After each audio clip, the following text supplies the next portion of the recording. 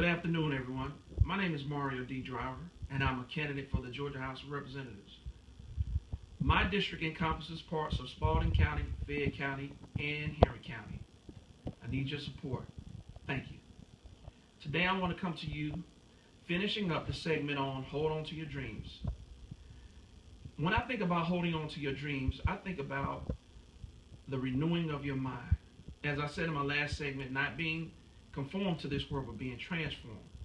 So what do? I often read books, a lot of autobiographies, whether it be Malcolm X, Mahatma Gandhi, President George W. Bush, President H.W. Bush, President Clinton, President Thomas Jefferson, James Madison, Theodore Roosevelt, Eleanor Roosevelt, Franklin Delano Roosevelt, George Washington Carver, Booker T. Washington, W.E.B. Du Bois. I try to fill myself with knowledge and seeking out the understanding of why these people took on the position of leadership/servitude in order to make the world a better place. So I want to give you some foundational scriptures as to what I read and what I have read that has convicted me in my heart to run for public office. I would like to read to you from 1 Corinthians 9, verses 24 through 27.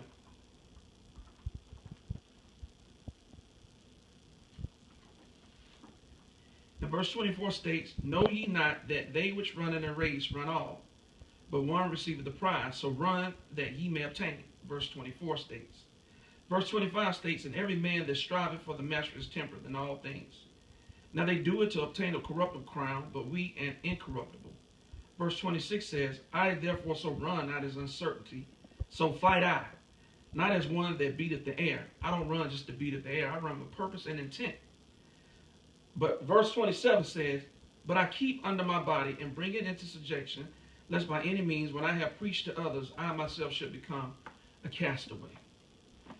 That's part of the main reason why I'm running for office as well, and why I'm coming to you today to tell you to hold on to your dreams. Because there have been people who have been made castaways, they have been made outcasts.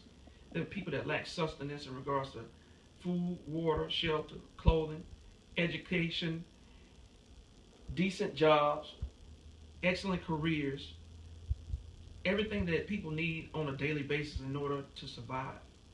You have people that often choose between gas and groceries, and as great a country and state that we live in, those should not be on the table as a choice. We should be able to have both in order to be able to sustain our lives, to take care of our families and our communities. When I think about community involvement and some challenges that have been in the community, especially the way I grew up and where I came from. Two of the poorest areas in Griffin, which are Spalding Heights and Heritage Heights, by way of Boys Room, which is now Deerfield Drive. I think about my true roots, and I ponder on the social commentary of Tupac from one song he had called "Blasphemy." Now this is totally Tupac's opinion, but I have often studied varied genres of music, be it jazz, country, rock, blues, or hip-hop, to try to understand the ideas and the forays and the ideals of people and where they were coming from and what they were trying to express.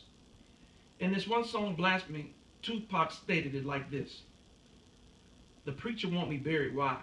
I know he's a liar. Have you ever seen a crackhead? That's eternal fire. Why you got these kids' minds thinking that they're evil? While the preacher's being freaky, they say honor God's people. When you cry when the Pope died, my request, would you cry when they cried, when they buried Malcolm X? Mama, tell me, am I wrong? Is God just another cop, waiting to beat my behind if I don't go pop? Memories of a last time giving up cash to the leaders knowing dang well they ain't gonna feed us." That resonates with me strongly, because in a position of servitude/leadership, I have to break down the fact that people often wonder, where are their leaders? Where's God in our life? What about the history of America? What about the history of the African American people, the European people? And where does it all coincide?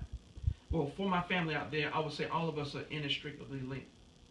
We must come together. We must be unified to solve the social issues of our times. That's why I'm running for office today. I'm here for you. I always will be. And with that being said, I know the reason that I'm running, and I'm not running just to beat it to air. I'm running for those who don't have the courage, who may not muster up the strength, who may not have it in their hearts to do so, who may have been called but chose otherwise. I've heeded to the calling of God. So therefore, I'm here for you in any and every capacity.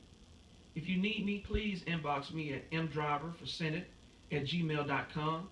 You can also reach me via my phone number, which is 404-426-8766. I am here for you.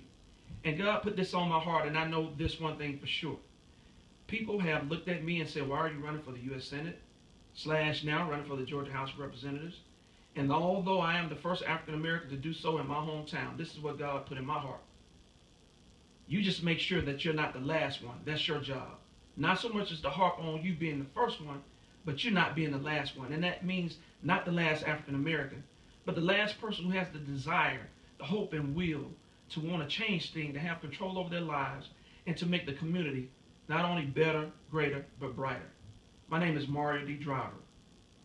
For the Georgia House of Representatives, District 73, please show your support. Mario D. Driver signing off, driving Georgia to a brighter future. Good day.